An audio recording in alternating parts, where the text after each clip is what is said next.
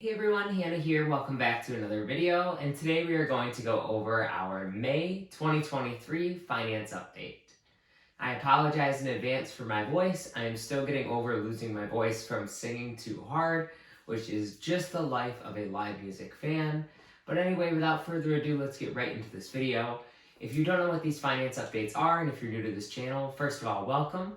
These finance updates are where I go over both mine and my partner Sage's entire finances for the last month, go over exactly where we're sitting at in things in terms of net worth, and where we are in terms of our spending habits and how that relates to us moving forward in the future.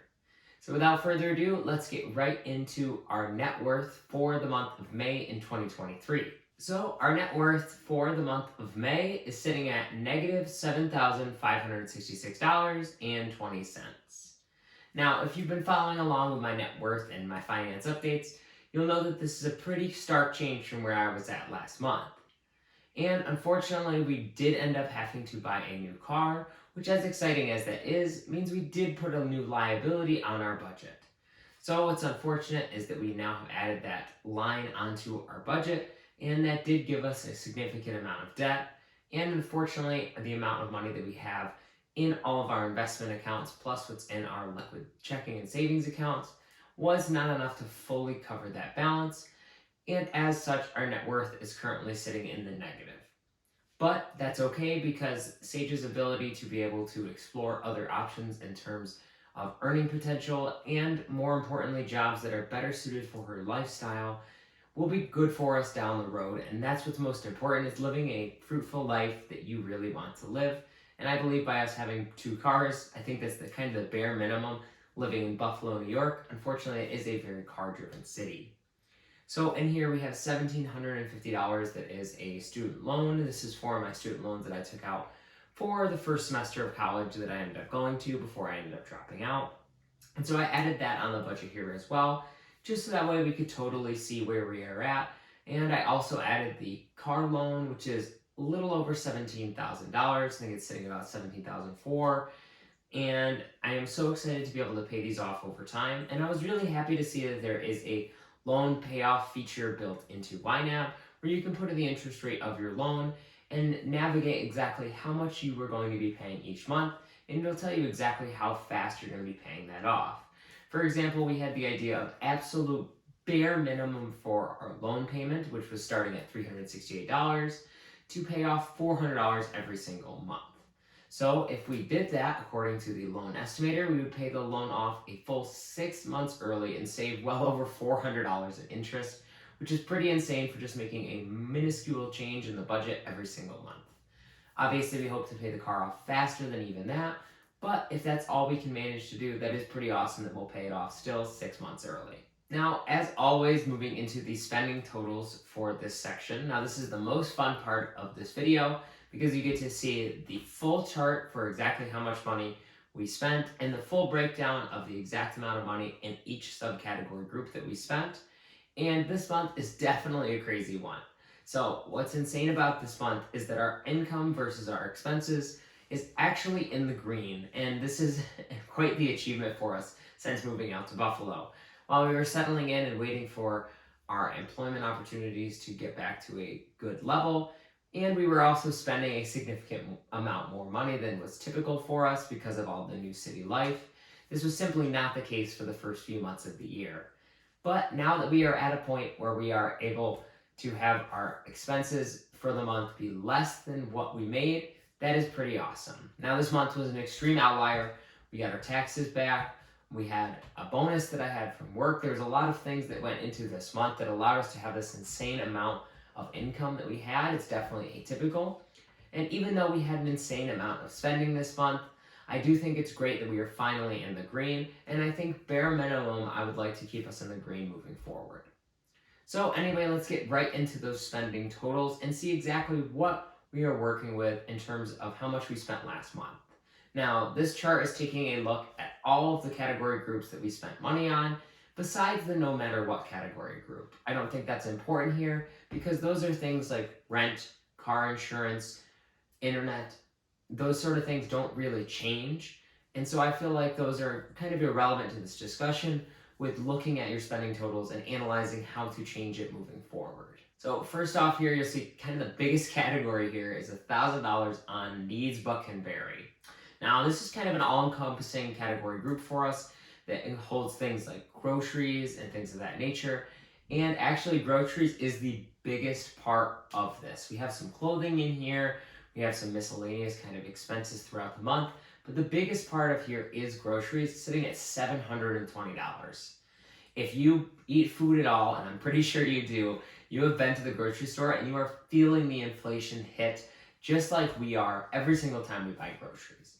Now, I do think that a lot of this extremely high grocery bill is attributed to the high costs of all of the commodities and all of the food that we are buying, and I do think that that is a big part of it. And the fact that we buy a lot of fresh produce and tend to eat a quote-unquote healthier lifestyle than if we bought all of our groceries at, say, a Dollar General or bought mostly prepackaged foods, that is going to make our groceries a little bit more expensive, but that doesn't completely tell the full story, because we also spent this $720 on groceries split up over a fuck ton of transactions.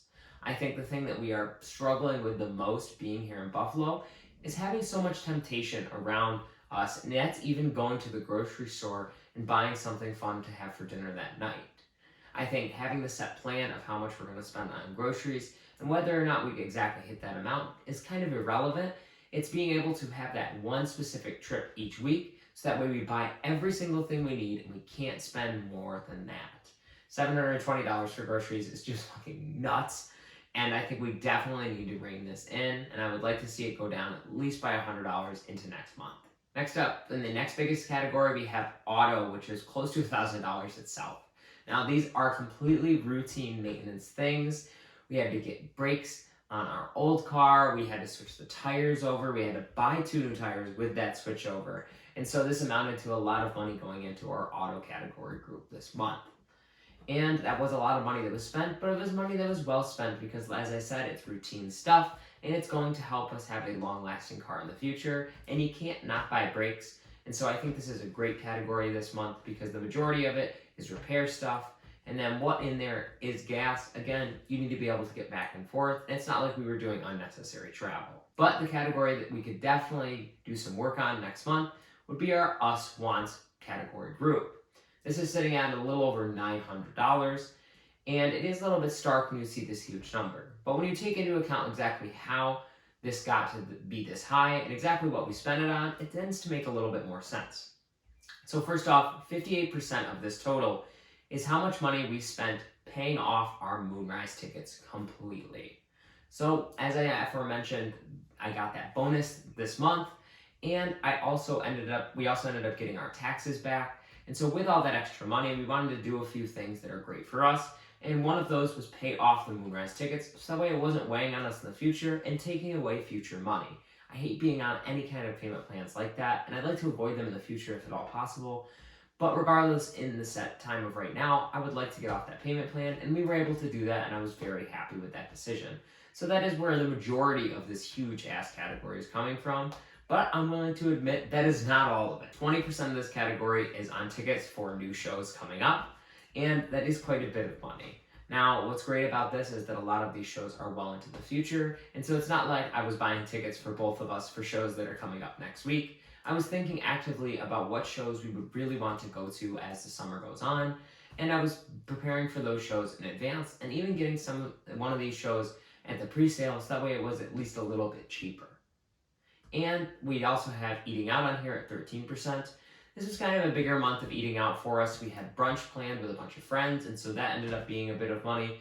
And then we went out a couple different times throughout the month, and so it ended up being a little bit higher in our eating out category.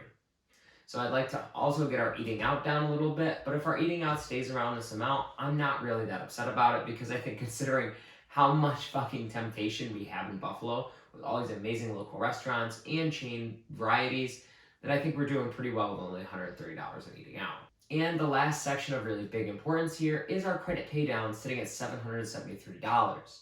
Now, this is great because we were able to fully pay off all of the credit that we had sitting on our city credit card that we had kind of accumulated over the couple of months in the move to Buffalo. This means we are reset back to zero on all of the credit cards, and I feel really, really good about that because it means we no longer have that weighing over our heads as just another thing. And this is great because now we have all of our liabilities listed in Y now, and we can start tackling the other things that we have to do, like the student loan and the auto loan. So where are we moving at in the future? I always love to set little goals every single month for us, and I think you can see where a couple of these goals are going for next month. First off, the grocery budget. It is insane that we somehow managed to spend $720. And if you know anything about me, I am one to spend a lot of money, so I guess it's not that insane. But I think we would like to change this a little bit. As always, I'm going to try to make these changes incremental, and I'm not going to have them be stark, huge changes because I don't think that they will be sustainable. So moving forward in next month, in May 2023, I would like to have our grocery budget get down to $600. So that's a decrease of $120. And so that's going to be feeling it every single week of about $30. So this allows us to still have the flexibility that we have had. But I think the biggest part of being able to keep it under that $600 mark is going to be making sure we go to the grocery store one time throughout the week and not going back unless we have absolute essentials that we need, like eggs or milk. Those are the only things. If we need almond milk or eggs, we can run to the store. But I think having just a one set day, go to the grocery store, stock up on everything, doesn't matter. I think that's going to be really helpful because ending up running to the grocery store 2 or 3 times a week is how you end up spending a lot of money on impulse bullshit because you end up spending extra money. Next up, I want to be able to have our expenses be underneath the amount of money that we are bringing in by $500 next month. This is an increase from last month, and even though we had that insane amount of income last month, we had a ton of expenses. And I would love to be able to see that number stay green, and especially stay green up towards $500. This would be a pretty big achievement for us considering the trend that we were going in beforehand. But I really think that it is possible, and I think it's really necessary in order for us to have a healthy and happy financial future, is to obviously spend less than we are bringing in. Otherwise, we're never going to be able to survive or save money for retirement or even do any of the things that we love to do because we are just blowing through money faster than we can make it. And our last goal here is I would like to put at least $100 over the month of May into our Roth IRAs.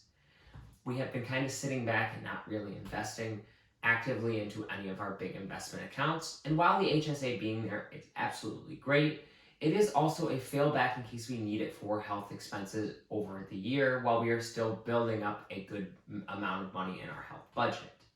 However, the Roth IRA is something we are not drawing from absolutely no matter what unless the sky is fucking falling. And so I would like to be able to put $100 into that because we haven't been able to sit there and buy individualized stocks. In the HSA, we still haven't even been able to invest the money in yet because we haven't hit that $2,000 level. So I'd like to be able to put $100 in over the next month into either mine or Sage's Roth IRA, and I think that would be really great to help get our net worth going in the correct direction. So that's all I have to say about this month's finance update for the month of May in 2023. I would love to hear exactly what your finances are like down in the comments section below. I love reading all about how your finances have changed. As always, if you enjoyed this video, please make sure to give it a like and subscribe as that really helps support the channel and show that you want to see more finance-related content or just more content from me in general. I can't wait to see you all in the very next video, and I'll talk to you all very soon. Bye!